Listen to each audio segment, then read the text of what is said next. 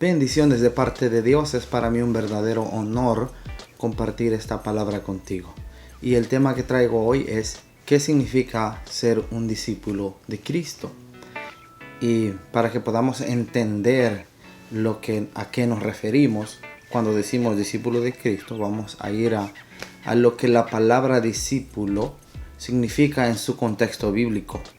Porque si buscas en Google qué significa discípulo, te van a salir dos respuestas. La primera, que significa que es una persona que recibe enseñanza de un maestro o sigue estudios en una escuela. Aquí está refiriéndose a un estudiante o un alumno. Y en segunda es una persona que sigue y defiende las ideas, doctrinas y métodos de un maestro. Estos dos significados de la palabra discípulo se quedan muy cortos si lo comparamos qué es lo que significa en su contexto bíblico. En primera, la palabra discípulo no aparece en la Biblia sino hasta el Nuevo Testamento, específicamente en los Evangelios y en el libro de los Hechos. Y lo que significa, si basamos el estudio de la palabra, significa que un discípulo es un seguidor o un adherido de un maestro. La palabra seguidor hoy en día es muy común, especialmente en las redes sociales. La diferencia está de que actualmente le llamamos seguidores a las personas que le gusta nuestro contenido en las redes sociales, no necesariamente que aprenda de nosotros.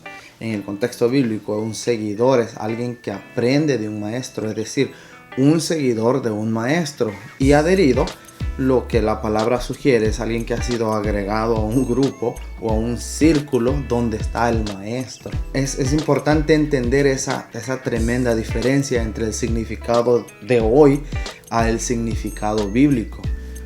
Porque si basamos nuestra definición en el significado de hoy, discípulo simplemente significa un estudiante, aprender, y se queda hasta ahí, no avanza más.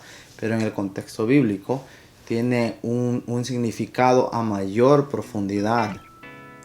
En tiempos bíblicos, en los tiempos de Jesús, un discípulo era un imitador tanto de su doctrina como de la manera de vivir. Es decir, un discípulo de Cristo, los discípulos de Cristo no solamente aprenden y imitan sus enseñanzas, sino que van más allá. Imitan su carácter, su manera de comportar, su manera de relacionarse. En tiempos bíblicos, el discípulo era un aprendiz que se convertía en la copia viviente de su maestro. Otro aspecto muy importante del discípulo es que era obediente cuando su maestro le daba una instrucción o una orden o una comisión. En los evangelios encontramos cuando Jesucristo comisiona a sus discípulos, en primera Mateo 10, donde comisiona a sus 12. Luego en el libro de Lucas la comisión de los 70. Y al final del evangelio de Mateo, la gran comisión. Ahora, en su desambiguación lingüística, la palabra discípulo fue escrita originalmente en el griego que se escribe así y se pronuncia mathetes, que significa uno que está comprometido a aprender a través de las instrucciones de otro. Y aquí vemos ese elemento tan importante del discípulo, que es el compromiso, y no un compromiso simplemente de como lo que hoy conocemos como compromiso, sino un compromiso más bien como cuando un novio y una novia se comprometen a matrimonio. Pero la palabra que leemos en el texto en español, discípulo, proviene de una traducción al latín de la palabra discipulus, que significa lo que literalmente significa hoy día, que es estudiante o alumno, pero en su contexto bíblico original significa más que esas dos cosas. En el libro de Juan, capítulo 8, versículos 31 y 32, Jesucristo le dijo a los judíos de que si permanecieran en sus palabras, entonces serían verdaderamente sus discípulos. So, aquí el compromiso de un discípulo con su maestro. Hay una expresión muy común en el mundo que dice de que el alumno supera al maestro, pero eso no es una verdad en cuanto al discípulo de Cristo, porque si nos vamos a Lucas 6:40 dice que el discípulo no es superior a su maestro, pero cualquiera que es plenamente instruido será como su maestro. En primera de Juan 2:6 dice de que si permanecemos en él, debemos de andar como él anduvo. Hay 5 principios básicos que todo discípulo de Cristo debe de tener. En primera, vive continuamente según la palabra de Jesús. Las palabras de Jesús fueron instrucciones que Él dejó para que nosotros siguiéramos. En segunda, confía su vida plenamente en el Señor. Es decir, nadie puede servir a 2 señores porque o amará a uno o amará al otro. O servimos a Jesús o servimos al mundo. En tercera, vive una relación fructífera con Jesús. Es decir, el discípulo de Cristo viene a ser de bendición a las personas a su alrededor, porque se benefician de su cambio de actitud, de su cambio de carácter, de su amor. Porque en cuarto lugar está comprometido a un amor incondicional y de sacrificio hacia otros, que ese es el ejemplo que nuestro maestro nos dejó. Y en quinto lugar está comprometido al cumplimiento de la misión de su maestro, y esa la vemos a través de los evangelios, y específicamente al final del evangelio de Mateo, donde se encuentra la gran comisión. Recuerda que un discípulo es una persona muy privilegiada. En primer lugar, fue escogido por Dios. Fue predestinado desde antes de la fundación del mundo. Dios es su Padre. Dios le ha dado vida eterna.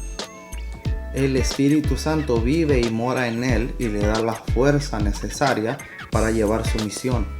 Tiene paz para con Dios y nada lo puede separar del amor de Dios. Pero también tiene responsabilidades. En primera de Juan 2:6 dice: el que dice que permanece en él debe de andar como él anduvo.